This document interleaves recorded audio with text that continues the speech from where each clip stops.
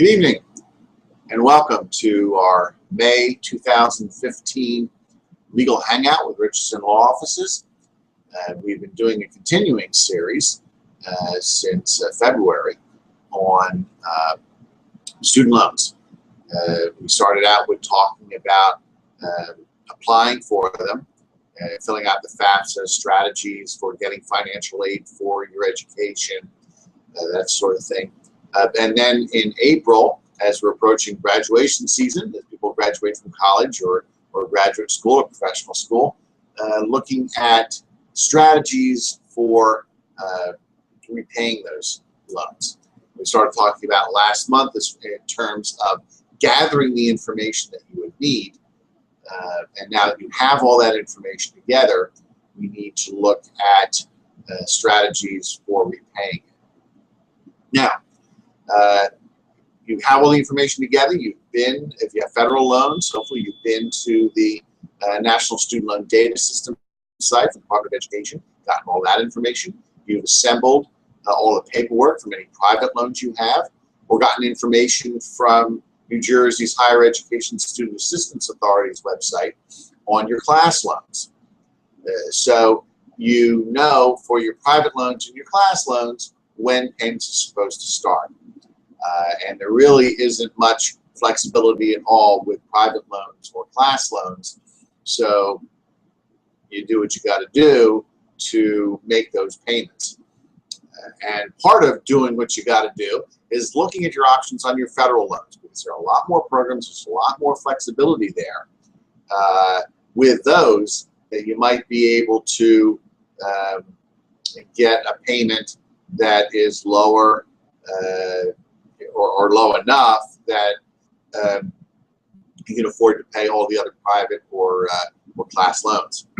Now, you do have some time to figure out this strategy for your federal loans, but I don't recommend that you take too long.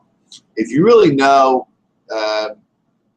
what you're doing going forward after graduation, there's no real reason to wait. You have the time, but that doesn't mean you necessarily should use it. And as far as that time is concerned, there is a post-graduation or separation from school if you leave before graduating, that period of time before you have to start repaying your federal loans. And for undergraduate, for Stafford loans, it's a 6-month period of time. For any Perkins loans you may have, it's a 9-month period of time. And if you have if you went to graduate school, professional school, and you have graduate plus loans, there is no grace period per se, but you can apply for a deferment of up to 6 months to give you enough time to get your act together on repaying not only your undergraduate loans, but your graduate or professional school loans as well.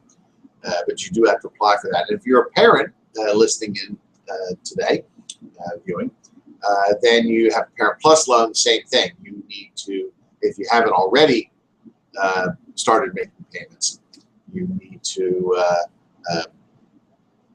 allow for enough time if you need to do that.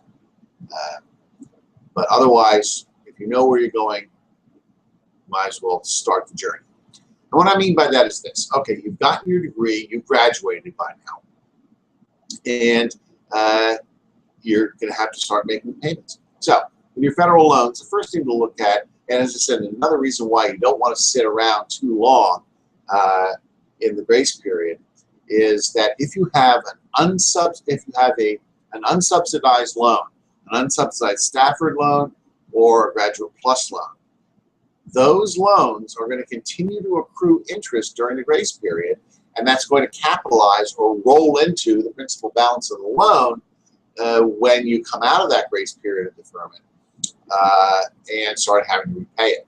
Now, for the 6 months to 9 months that you may have for some of these loans, it's not going to make that much of a difference as far as accrued interest, but why increase the balance any more than you have to? So, start looking at planning. If you have a job, if you're fortunate enough in this economy, in this job market, to have a job upon graduation from school, then great. What you need to do is work up a budget.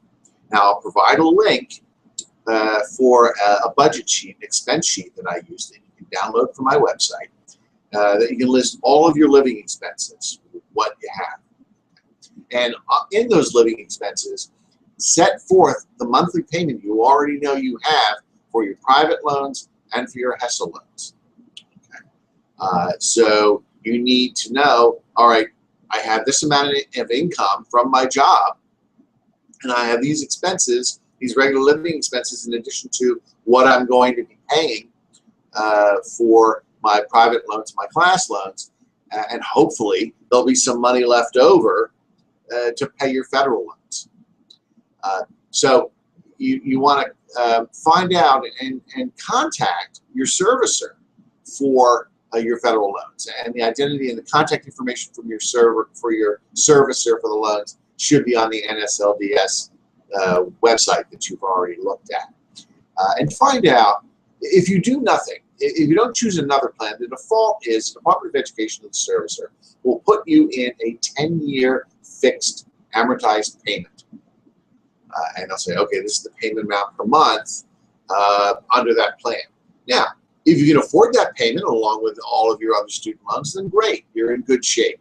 You graduated, you have a job, you can afford all the payments on your student loans, and your federal loans will be done in 10 years, and your other loans in whatever the term is for those loans. And that's really the best possible shape you can be in.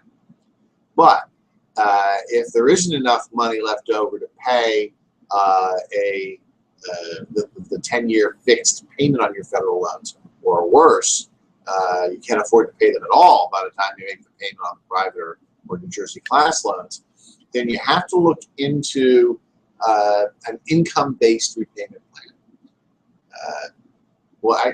There are actually two different ways to do it. One, if you have more than $30,000 in federal student loans, you can look into an extended repayment plan. They can extend the period of time, up to 25 years. And now they'll pay a lot more in interest because basically they'll re-amortize the loan from 10 years to the longer period of time, and that'll lower your monthly payment. It'll take you a lot longer to pay, and you'll end up paying a lot more in interest. Another option is what's called a graduated extended plan. It has nothing to do with graduation, but has to do with the gradation or graduation of the monthly payment. You extend the term, and that's where the extended part is, but the graduated part is you start with a low monthly payment, and then every 2 years, that payment's going to go up a fixed amount. And then halfway through, that payment is going to be about what it was for a 10-year fixed, and then after that, it gets higher. So in that instance, it's low initially, and the idea was for this plan that you're new to the working world, you're just starting out, you have a lower salary, and the idea was that hopefully with these 2-year adjustments, your monthly payment would track with your salary. Now these days, I don't know if that's necessarily true. You can look at those numbers with your servicer and see if they make sense. But these days, an income-based plan is really the way to go. You would look at the income from your previous tax year. If you're in school and you weren't working, that's great. Okay, it goes by the adjusted gross income from the previous tax year if you file a tax return. And your family size. If it's just you, then it's just you.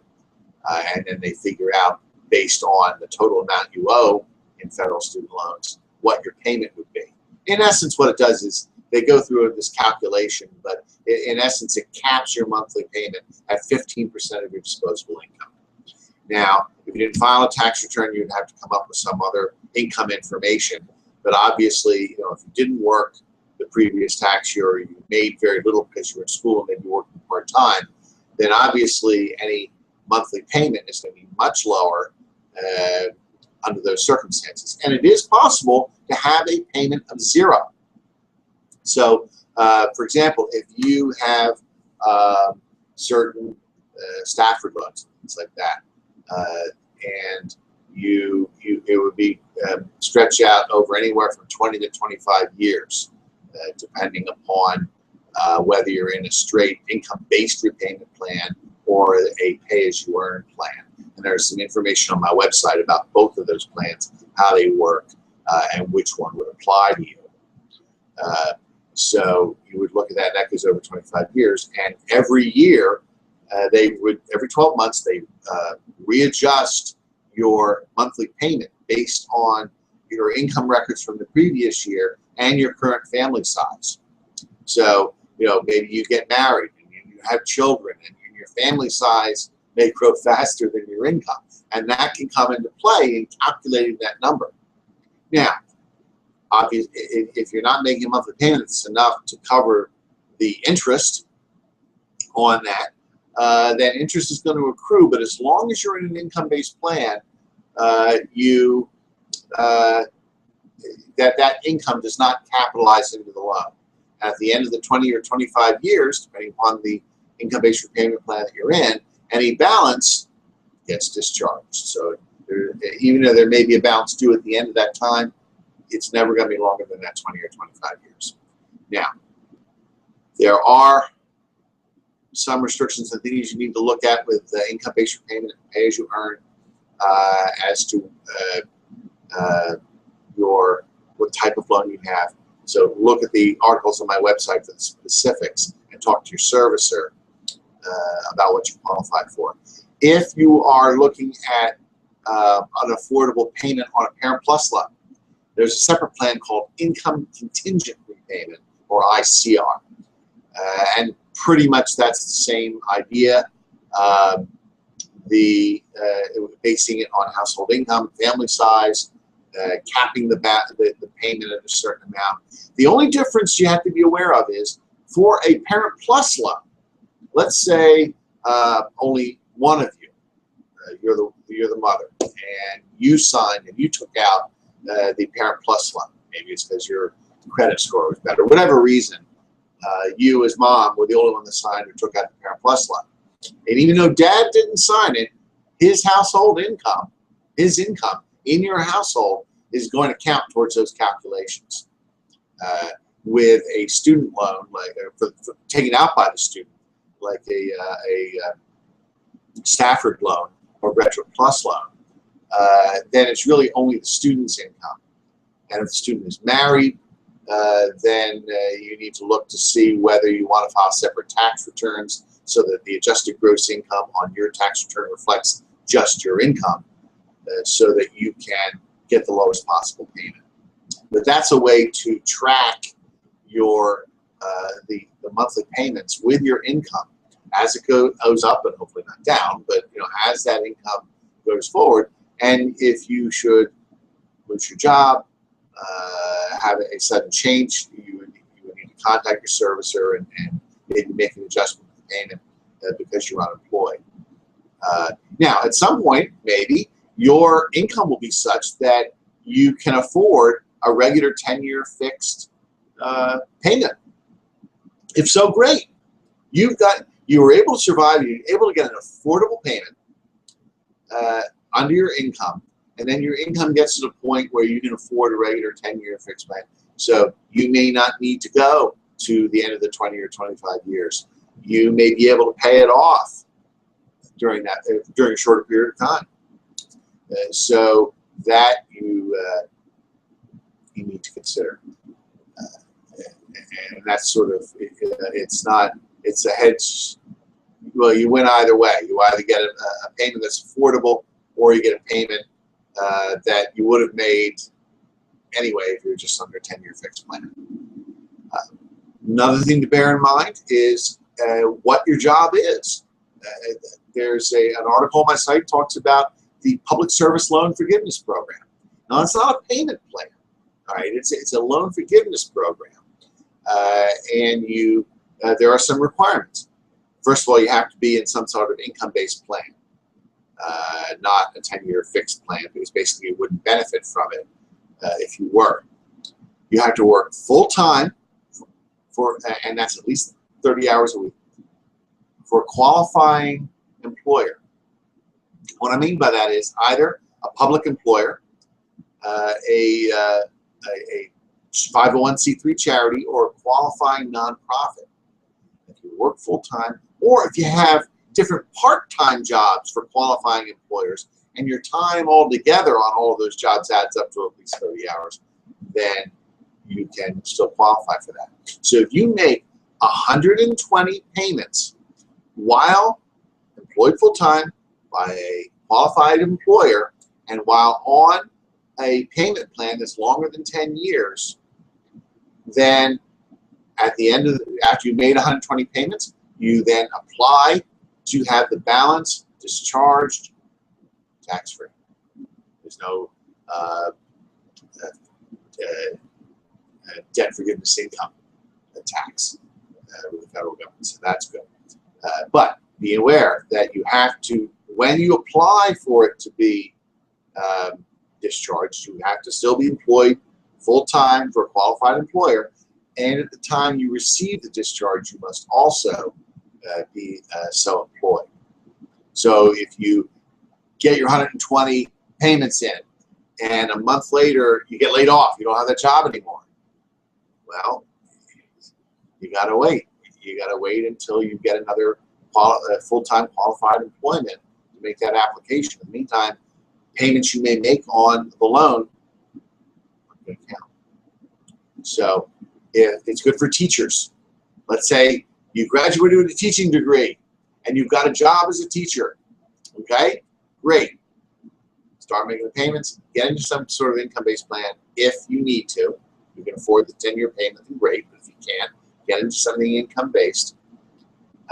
And then you're either able to pay it off within 10 years or shortly thereafter, or you're able to make 120 payments on one of these plans while working for a qualified employer full-time and get it wiped out.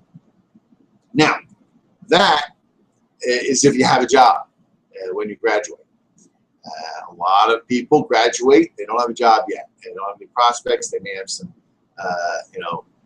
hooks in the water, but they really don't have a job yet, no prospects. And what I tell people that are in that situation is, don't wait. Okay, you don't know that you're going to have a job. You don't know what your situation is, how long it's going to be. So you don't want to wait till the last minute to do this. Contact your servicer and get into an income-based plan. And as I said, your monthly payment could be zero.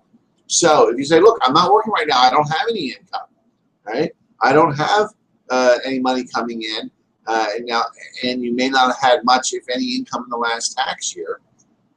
So get into something for the next 12 months. It counts towards that 20 or 25-year period of time. It counts towards your loan. Even if it's a zero payment, it counts as a timely payment on your loan over the next 12 months while you're looking for a job.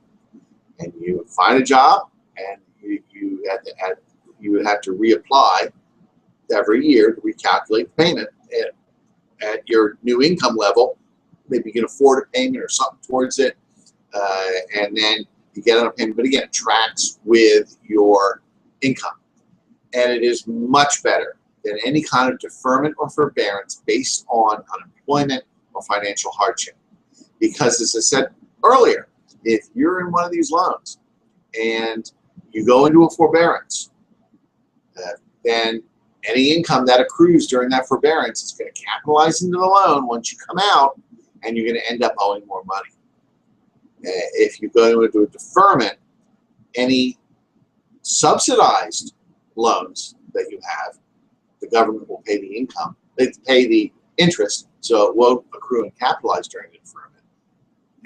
But any unsubsidized loans you may have will continue to accrue interest, which will capitalize. So really, you don't want to use a deferment or forbearance if you can get into some sort of income-based plan.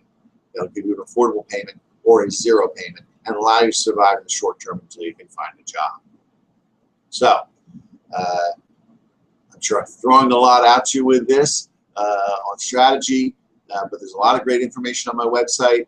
If you go to www.studentloanbook.com and download my book, there's all sorts of information on these plans that I've talked about today that will give you more information. So, I've sort of given you an overview and things to do. I encourage you to get the specifics on my website or from that book so that you know what you're doing and talk to your servicer and be proactive. And that's the most important thing. If you do it smart, if you planned it smart, you're going to minimize the chance of a problem later on. And you're not just going to be another statistic of people that are behind or in default of their student loans as we approach that crisis nationally. So that is our episode for this month. We're pretty much finished with student loans. Next month's Hangout is going to be earlier. It's not going to be on the 4th Thursday. That's the 25th of June. I'm actually going to be on vacation. I'm going to be attending a wedding out of state, so I won't be here. So we're going to be doing the Hangout on June 18th at 5 p.m., the 3rd Thursday of the month. So be sure to mark your calendars to be here. What we're going to talk about, a different topic. We're not going to talk about student loans anymore. I do a lot of debtor-creditor work in my practice, whether it's representing people in filing bankruptcy or just trying to work things out with creditors. But a lot of times the people I talk with have a difficulty with collection agencies, people coming after them for debts and they're being harassed. And there really are remedies for that. There's federal law that protects you from creditor harassment. So next month, we're going to be talking about that topic, is how to defend yourself from creditor harassment and maybe find out if you can sue the debt collector for damages for violating federal law. So if you or someone you know might benefit from this, be sure to tune in. If you have a question on this topic, I'll be happy to answer it. You can email it to steve@richardsonlawoffices.com, or you can tweet it to @SJRLaw. So that's it for this month. I'll see you next month on June 18th, 2015, when we're going to talk about protecting yourself and defending yourself against those debt collectors. Have a good month.